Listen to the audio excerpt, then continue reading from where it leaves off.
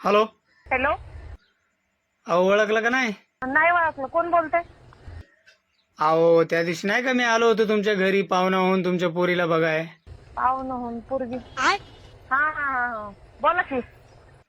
अहो काय झालं हो, नंतर तुम्ही काही सांगितलंच नाही. नाही नाही, पोरगी नाही द्यायची. नाही, लग्न नाही करायचं पोरीचं.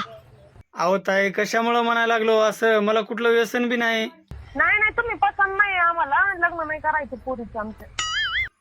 अहो तुम्हाला नसू द्या हो पसंत, तुमच्या पोरीला तर पसंत असेल मी. अहो पोरीलाच आमच्या पसंत नाही, मला पसंत करून काय माझं लग्न करायचंय का? पोरीला बी आमच्या पसंत नाही. हा.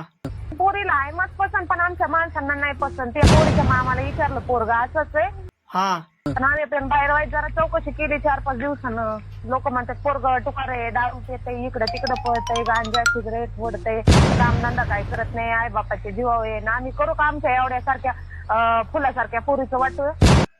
अहो तसं काय नाही होत आहे, मी तसा लय चांगला माणूस आहे. मी कधी मधी 90 पित असतो. काय?